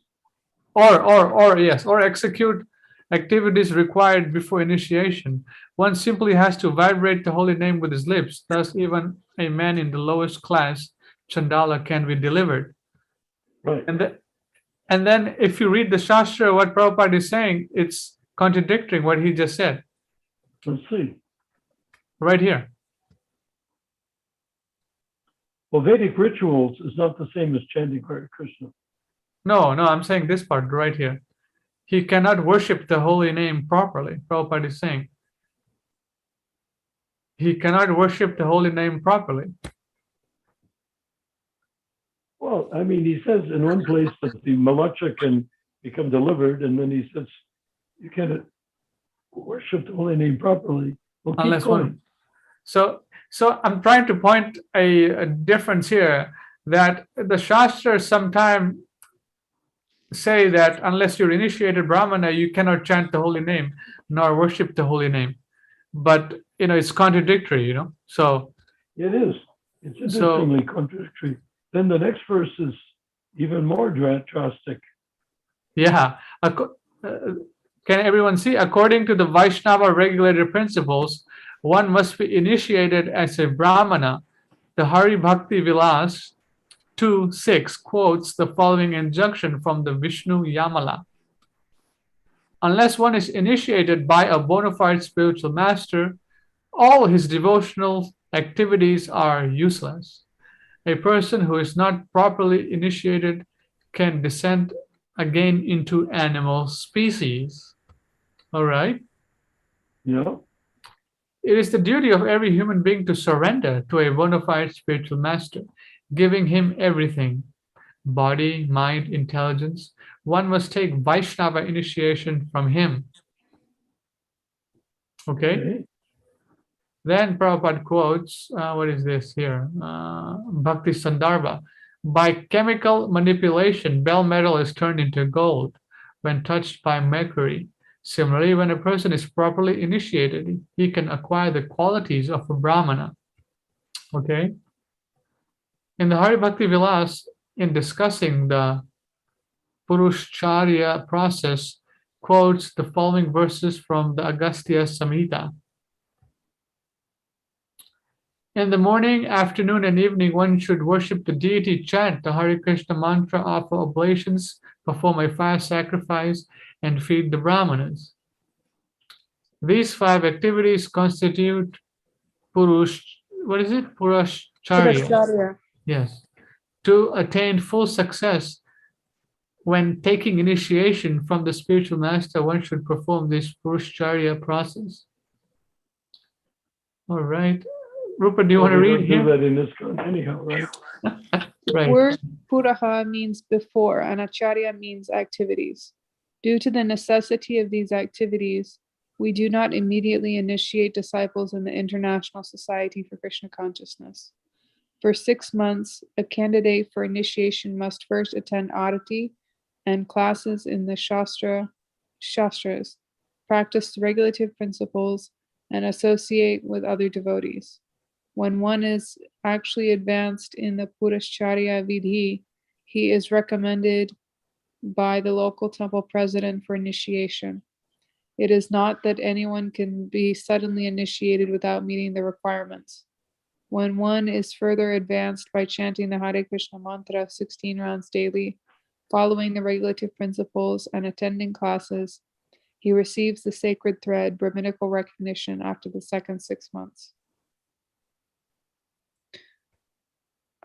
Without performing the Purushacharya activities, one cannot become perfect even by chanting this mantra for hundreds of years. However, one who has undergone the Purushacharya Vidhi process can attain success very easily. If one wishes to perfect his initiation, he must first undergo the Purushacharya activities. The Purushacharya process is the life force by which one is successful in chanting the mantra. Without the life force, one cannot do anything. Similarly, without the life force of Purushacharya Vidhi, no mantra can be perfected. In his Bhakti Sandarbha, Srila Jiva Goswami states, okay. Of similar importance is diksha. That part. Of similar importance is diksha, which is explained as follows in Bhakti Sandarbha. Similarly, in the Ramacana Chandrika, it is stated. In other words, the chanting of the Hare Krishna Maha Mantra is so powerful that it does not depend on official initiation. But if one is initiated and engages in Pancharatra Vidhi, deity worship, his Krishna consciousness will awaken very soon, and his identification with the material world will be vanquished. The more one is freed from material identification, the more one can realize that the spirit soul is qualitatively as good as the Supreme Soul. At such a time, when one is initiated on the absolute when one is situated on the absolute platform, he can understand that the holy name of the Lord and the Lord himself are identical. At that stage of realization, the holy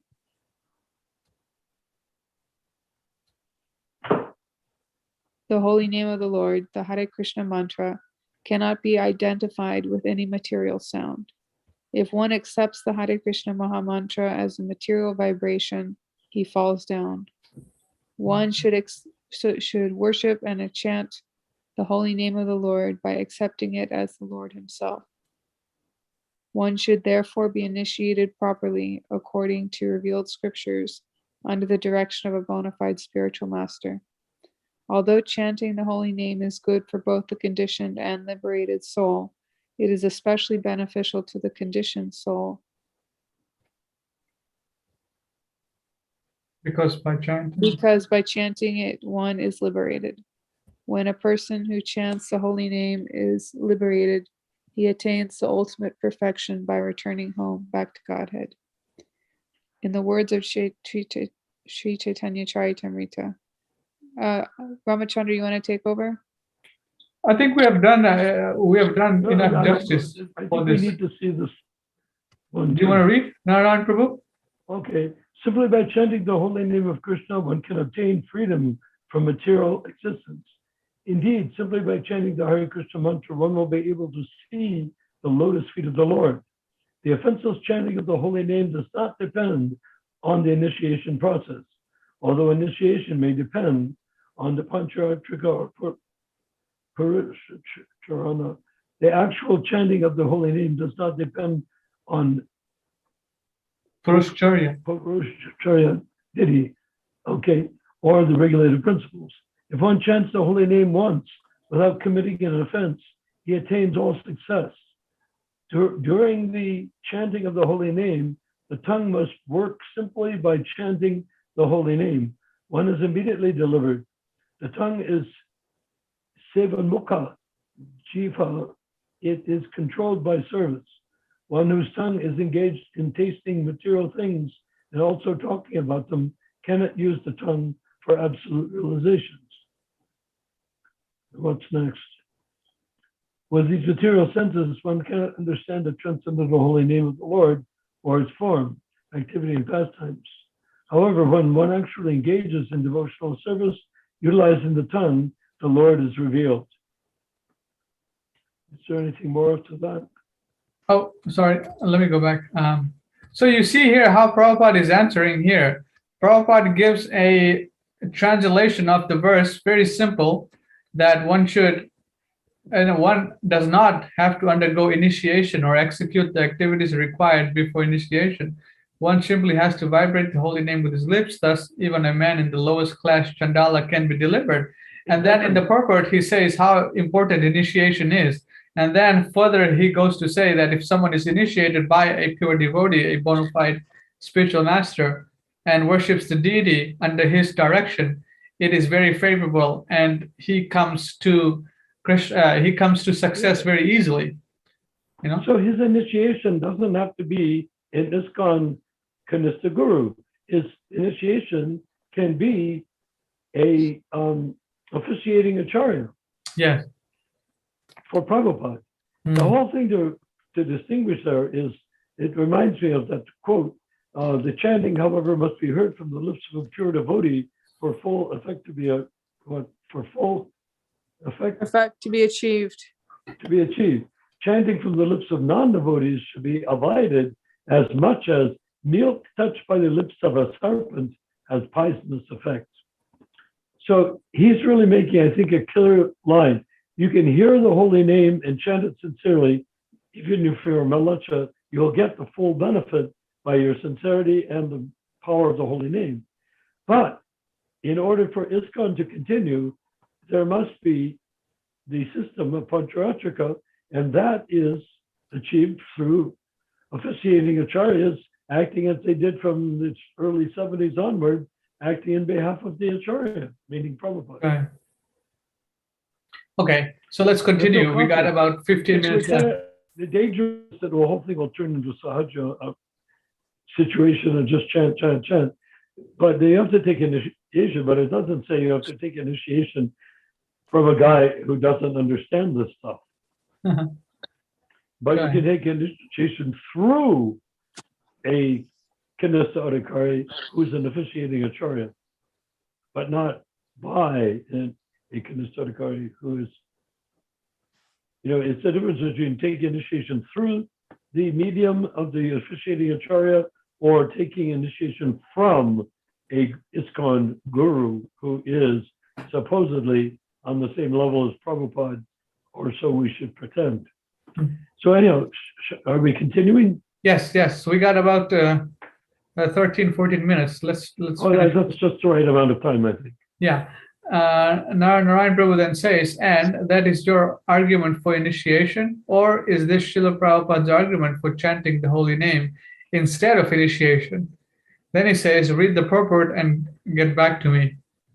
Okay, we read the purport.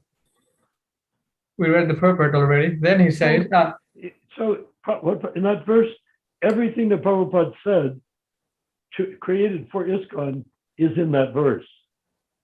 And he even used his own example of how he has people wait 6 months and they have to do this all this stuff. Whether they were that sincere or not when they went through it, who knows? But that was the process. But the hearing the holy name, that must be understood that you don't need initiation to hear it. John, okay. Then you asked, number 4, does this mean that ISKCON initiation is irrelevant to the spiritual advancement of the person who is initiated? That one should not expect to make further advancement after initiation in this birth in future births. If initiation was irrelevant, then why did Prabhupada detail it in the purport of CC Madhya 15-108 mentioned above? Which we just read. Yes. Prabhupada doesn't say initiation is irrelevant. He's saying initiation from a bona fide acharya, Source. bona fide source. Well, he is a bona fide acharya, and Yeah. officiating acharya connects you with a bona fide acharya. Yeah. It's not that you need a guy that's lost in the woods to pretend to be an acharya just so that you can fulfill what? If he doesn't have reached the qualification of a real Brahmin, then how can he give that to someone else? Right. Right.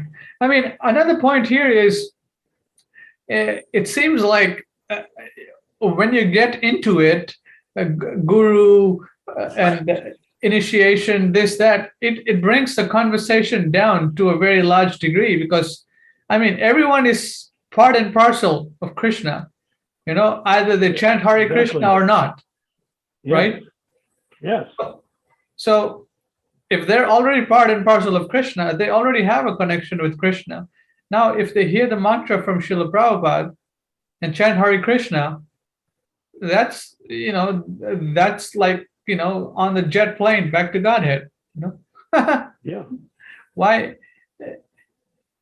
At no time does the Jivan is not part and parcel of Krishna, right? Exactly. That's the vital point that we need to conduct, not just devotee jivas, but All prayvi jivas or insect jivas or Right. fruit fly jivas, cow jivas. Yeah. Go ahead. Okay, then Narayan Prabhu says he also pointed out that there can be gaps in the sampradaya with no loss of connection with the acharya. It seems that we are in such a gap right now. Then you further say, regardless the body of the acharya, he stated, I will never die, I will live forever in my books and you will utilize. No mention of insufficient Kanishta gurus to muck things up while changing his books to suit their own material agendas, no? Prabhupada didn't comment about future births, except to say that we should not endeavor to take a future birth. All right. Then you say, Narayan Prabhu says, unless you want to spend eternity in Krishna Loka, in the Shanta Ras, perhaps as a grain of sand, many births will be required to go from Kanishta Brahman to Madhyam Paramatma and to Bhagavan. If your desire is to be a grain of sand in Krishna Loka, you can probably arrange to be awarded that sort of rasa at the conclusion of your present lifetime. Would you like my blessings to help you make that happen? Remember, Uttam Adhikari, your direct eternal rasa relationship with Krishna is co-created with Lord Krishna and is 100% reciprocal with him only. Your rasa is not given to you by Lord Krishna unless in Shanta rasa. It is so co-developed with you on the Madhya Madhukari platform under the direct guidance of Vishnu Paramatma. There is no visual contact with Krishna in Krishna Loka at that point. Do you anticipate that you will take another birth, or is your eternal rasa with Krishna almost perfected in your present lifetime? Do you aspire to Shanta rasa? Do you have even the slightest clue as to what it takes to co-develop your eternal rasa with Govinda Krishna prior to entering the protection of yoga maya in your eternal rasa in Krishna Loka? My advice, plan ahead. Then original question, how do you feel about relinquishing your present Diksha initiation by Srila Prabhupada at your time of death and then taking on the female Diksha Guru who will be appointed Kanishta Guru, offering you all others offering you and all others unlimited, insufficient guidance, satisfied or not satisfied. Prabhu, I'm not Bhasha Ghosh Prabhu says, Prabhu, I'm not Trikalagya, someone who knows past, present, and future. Maybe you are. Then it goes to say, Narayana Prabhu says, we all are Trikalagya. Once you access the experience of being eternal Brahman, Kanishtadakari, you can experience yourself as part and parcel of Krishna. From the neophyte platform, the future is very easy to predict as well as experience and create for the present lives as well as the future births of others. In this circumstance, I'm unable to predict anything about the future after this birth. Narayan Prabhu says, Bhasha Ghosh Prabhu says, in this circumstance, I'm unable to predict anything about the future after this birth. Narayan Prabhu comments, you must plan, not predict. Quote, those who do not learn from history are doomed to repeat it. Common sense is required. Not Trikalagya. Good luck with your selfless and absolute surrender in order for you to obtain the causeless mercy of your Krishna. FDGs in the next, Kanishta, okay. Mercy of your Kanishta FDGs in your next few hundred births in ISKCON. Diksha Gurus. May they give you what Prabhupada apparently did not. So what are you saying here? You're saying that good luck with your selfless and absolute surrender in order for you to Because you obtain. cannot see the future. So I said, well, the future is probably going to be female Diksha Gurus, and they're going to have lots of them over centuries. May they give may they give you what Srila Prabhupada apparently did not. Okay, then he That's a pretty nice statement, is it? May they give you what Prabhupada apparently did not. Ouch. Yeah, exactly. I advise not leaving these issues unresolved in this lifetime. The League for 10K is purpose to resolve these issues on the absolute platform in such a way that no further mental speculation or intellectual adjustment will be required for the next 9,450 years. Let's work together to make this happen. Your eternal servant, Narayan Vishwakarma Das. That's the original questions. Okay, so there we go. We're right on time. So these people, devotees, like, the management in this ISKCON or whatever you want to call it, they don't think about these types of questions about future births, about the future of the movement. They're just thinking about a church and church members and church buildings and church bank accounts and priests to run it. That's all. I mean, if we look beyond that, then we're kidding ourselves. Yeah. Now, they talk beyond it, but so does every religion. The Muslims, the Catholics, the Jews, everybody talks beyond the daily life that they experience in their place of worship, right? Right. But that doesn't mean that's what they're living for, or that what they're planning for, or that they're engineering their life. I mean, what if a Christian engineered his life to be taken by Jesus at the time of death to heaven? He would live a totally different life than if he just goes to the church, throws some money in the collection plate, sings when he's supposed to sing, prays and kneels when he's supposed to kneel, and then goes home when he's supposed to go home. At least the Christian thinks that after this life, I will, go back to heaven. But what does the Hare Krishna people think who are initiated by these Kanishta initiators? What do they think, right? Well, you saw what Bhagavan said. He was asked, how will I get back to Godhead? Chidananda asked that question. Well, I didn't know what to say. But Chidananda said, how will you get back to Godhead? How will I get back to Godhead? And Bhagavan waves his hand airily in the air and says, I will take you Now, I don't know how long, what the gap was between when he said that and when Bhagavan fell down. Was it weeks, months, years? But it couldn't have been many years if it was years. Oh. But the way I look at it, just looking at the situation, he got filled to the brim with karma. And people filled him to the brim with money. Why do people fill you with the brim of money? And why do you get filled to the brim with karma? Because they gave you the money so that you would be filled to the brim with their karma. Right. I mean, is there a more subtle understanding, or is that pretty clearly it? That's pretty clearly it. Yeah. So the guy takes on the karma. Now, I wonder about Jatpataka. I suspect he doesn't take on anybody's karma. Exactly. This is what I was going to point out, right? Prabhu, I mean, if it's not a bona fide guru, how can they take a karma, right? That's just Oh, no, you can. If you're a husband, you take on the karma of your wife and your children. Prabhu, I'm talking about Diksha, right? Well, I mean, same you can thing. take Diksha Same from a thing, bona yeah. fide. Acha.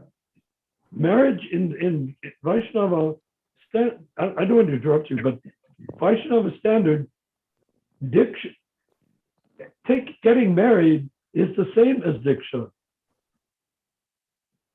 Yeah. And generally done in the same temple by the same priest. It's 10 o'clock, everybody. Okay, one moment, let's resolve this with the sheesh. Yeah, that's a very good point. You know, there's exchange of karma in marriage also, yes. And just like in initiation. Yeah, because everything is based either on karmic excess, which drags you down to a lower birth, or karmic benefits that bring you up higher through dharma to a higher Sorry, birth. Prabhu. Can you please repeat again, Prabhu? I got a call from a boss. He doesn't. Yeah. No, Please, not a please go problem. ahead. Just tell me when you're ready. So, Prabhu, you were talking about like mother, I mean, in yeah. husband and Well, there's wife, two types. husband and wife. Yeah. And the Hindus also know this, that if you perform pious deeds, you should get a good karmic result, right?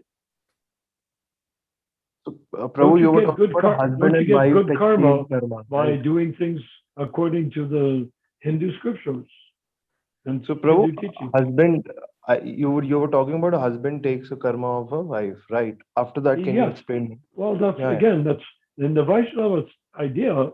The husband is supposed to be considered to be Vishnu. He's not actually Vishnu, and it's not that Jiva can be Vishnu, but the wife should see him as Vishnu, meaning that she would not that he sees that he's really Vishnu. She knows where his dirty socks are. So no, he's not Vishnu, but that she treats him as though he is her avenue to Vishnu. She's busy changing diapers and cooking food and doing laundry, and he is supposedly practicing all these austerities with his so-called superior male brain. And so if he does that, she looks up to him. So to say the wife should look up to her husband, Vishnu or not.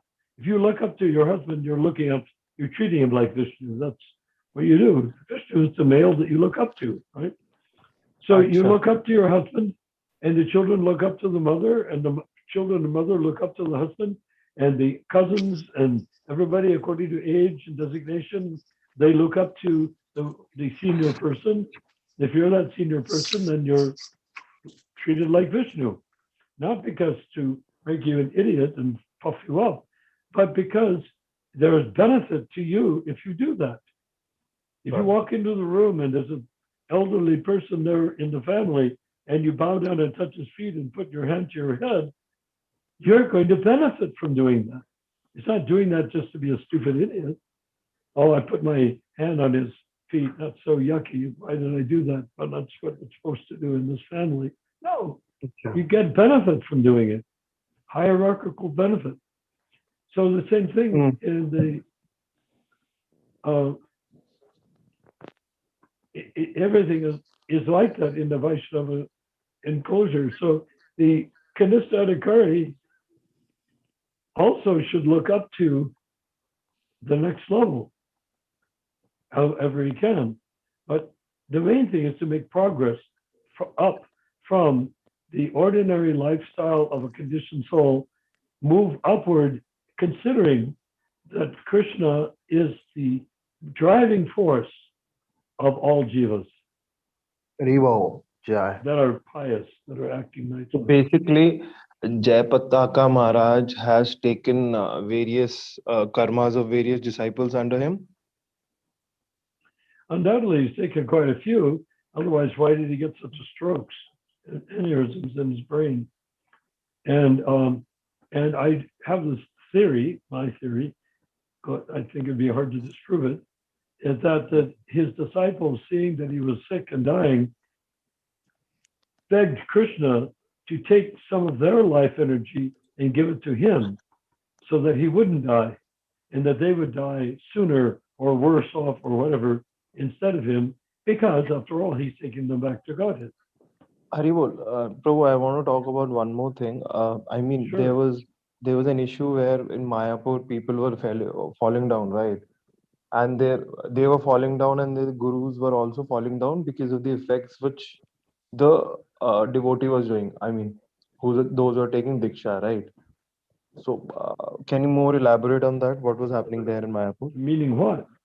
Anyone can fall down, and if your guru is not bona fide, I mean, if your guru is Prabhupada and you reject your guru or you neglect your guru, then you can fall down. If you fall down, that is not the end of the road. You can pick yourself up. You can take birth again. You can try again in your next life.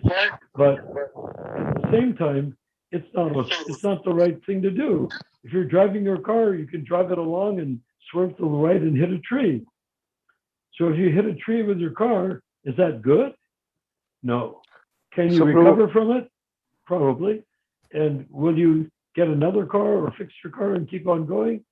Most likely, So what are you asking again? So, Prabhu, that's the point. I mean, Madhu Pandit Das Prabhu, who's the head of Akshay Patra, he's a disciple of Jayapataka Maharaj. So, what are your views on that? Yeah. Oh, he's initiated by Jayapataka, but I think that he undoubtedly looks at his initiation as been an unrecognized Ritvik initiation, that Jayapataka was acting as an officiating acharya by initiating him while claiming to be his Diksha Guru. What is interesting is, of course, Jayapataka at that time didn't have very many disciples, so he probably took on a good chunk of Madhu Pandit's karma. So Jayapataka is busy paying for Akshaya Patra with his own life force. Acha, got it. You see, everything is based on Shakti, your life. You wouldn't be able to walk if it were not for life, right? Prabhupada, I was just reading something tonight that Prabhupada says if you, like a cow or an elephant or a human being, can go into the water and float, right? Even an elephant can go into water and float, no feet on the ground, just suspended in the water. And you could say, well, that's interesting, but why? And Prabhupada says, because the jiva is there. A tiny spark of jiva is inside the body of the elephant. So or a whale, the gigantic whale, the gigantic elephant can float in the water because of the infinitesimal jiva present. The spark of Krishna is there, meaning jiva. Okay, so wait, maybe he has another aspect to the question. I don't want to leave. Go ahead, Mohit Prabhu. No questions asked, Prabhu. Everything is clear, crystal clear, yeah. Because it's Narayan Prabhu saying it through Prabhupada, right? I can sense it. The only last thing I'd like to say is that as Jayapataka, I used to have like 35,000 disciples. Now I think he probably has over 60,000. And the question is, does he take on the karma of each and every one of these people? Exactly, yeah. And the question is, of course, to some degree, but I would imagine it's possible to become a Diksha Guru and not take on the karma of your disciples simply because you don't want to. So, In other words, you're Prabhu, just doing an empty ritual. this word Diksha Guru is also wrong, right? This should not be taken. Prabhupada is the Diksha Guru and Oh yeah, Shiksha Guru for yeah, all but of us. he, Just go. We should go the straight fact that forward he on this, took right? on, became a Diksha Guru is proven by the fact his face is paralyzed and he's in a wheelchair. And he took on karma, right? So Yeah, that's yeah. another good reason not to become a Kundasthadikari Guru, because then like Bhagavan, who is a very nice devotee, very brilliantly intelligent person, great leader, also I trained him up from the start. What can I say? Whatever he did is my fault, I'm afraid to say. But he went, he took on karma and he could not process it transcendentally. So he started to process it karmically, which he ended up going after so many married men's wives. That's not Okay, auspicious. so we're about time. So it's 10:10. We're gonna Okay. have another meeting tomorrow, and then Okay. Saturday, Mohit Prabhu is gonna be hosting, right, Mohit Prabhu? Hurry, ball. Yes. So Okay. it's Sunday If for you me. can't, I mean, if you're driving to Vrindavan or something and you can't do the class, just stop for a moment, take your cell phone, call Ramachandra and say, I can't do it. I'm halfway between Jaipur and Vrindavan, you know? So exactly, Prabhu. Sorry for the last time issue. Sure, no I'm problem, don't Prabhu. very sorry. sorry for Nothing that. sorry. It's just that that's a good thing to do. It makes you accountable. All right, Sure. And it Jai. makes us accountable. If we're accountable to you and you're accountable, then if something doesn't happen, we're all in it together. Yeah, Prabhu. But I am a Mahapapi. From next time, I won't do such mistakes. Well, Okay, so whatever. Mahaprabhu, any last Just concluding words?